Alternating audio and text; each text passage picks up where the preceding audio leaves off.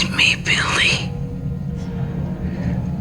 What if I told you the director of A Christmas Story made one of the most iconic horror films of the past century? Most people believe that John Carpenter's Halloween invented the slasher genre, but what if I were to tell you there was a predecessor that invented so many horror tropes and genre staples that we see today? Black Christmas is the film that deserved the attention that 1978's Halloween got instead. The cultural impact of Carpenter's Halloween doesn't need to be discussed, but when we are talking about film influence, Black Christmas absolutely clears. Obviously, I love both, but let's have a little chat about one of my favorite horror movies. Made in 1974, 4 years before Halloween. Black Christmas is about a sorority house on Christmas dealing with a prank caller, later finding out that a girl is missing from the house. The heart of this film is Olivia Hussey's performance as Jess. You want?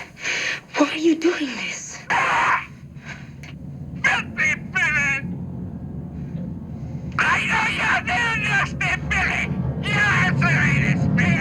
Who are you? One of the first final girls in horror history. Thankfully, she was convinced by a psychic to take on the role of Jess. She was told by a psychic that she would star in a film from Canada that would make a lot of money. Trust me, this movie is super Canadian. Yeah, I've been taking her out. Like, come on, the boyfriend plays hockey. The film about doubled its budget, but has lived on in slasher history. The flip side of that coin is the famous killer, Billy in the Attic. Poor Agnes, Billy. Look, I'm telling you, you have the wrong number. What your mother and I must know is... Nick Mancuso is the voice behind the killer, and one of the main reasons why this film works so well. To make his voice scarier, he performed upside down.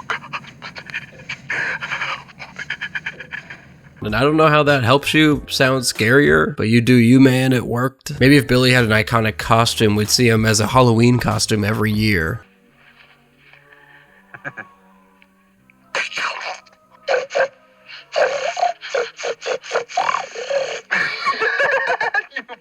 In one of the most iconic shots of the film, we follow the killer in a POV shot as he slowly finds a way to get into the attic without being noticed. It is one of the creepiest and unsettling shots of the film, and trust me, there are many more. This film was also shot in a very stylized way where we intercut with shots from inside the house, where a party is going on, switching back to the POV shot with some incredibly unsettling music.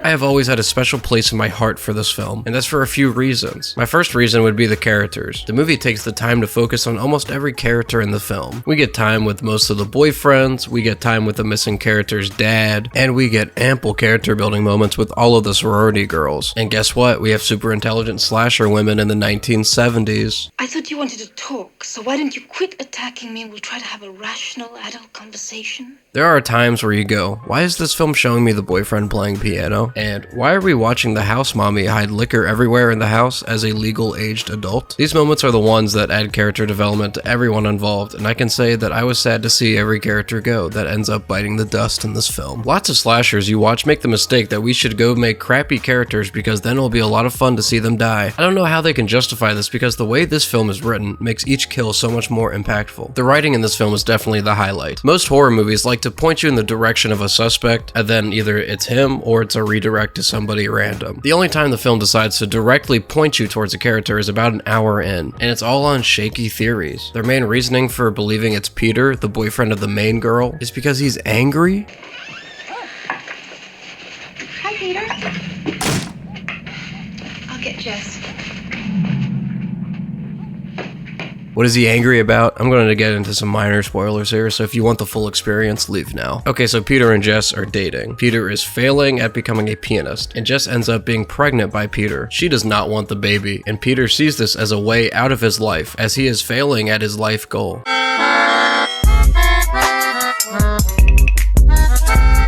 A father is not a bad alternative, I guess. It's him being selfish, wanting her to drop everything in her life for a baby she doesn't want. They get into a heated discussion, and at the end of it, he goes, "I'm gonna be very sorry."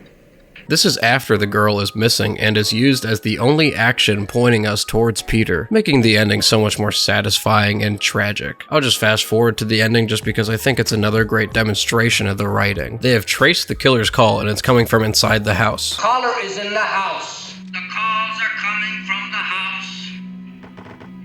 Jess! Jess, get up!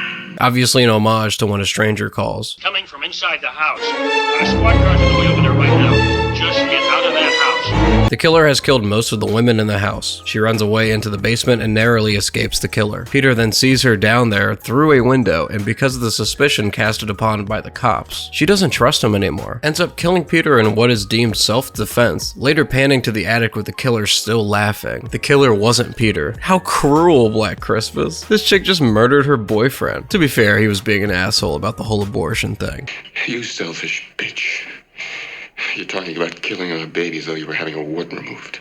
I think they were broken up by then. All jokes aside, Carpenter is a legend and deserves no disrespect. I wish this film got more cultural acclaim amongst viewers, especially among my demographic. Carpenter asked the director if he was ever making a sequel to this, and man, he was so giddy about Black Christmas. Thanks for watching. I'll see y'all later.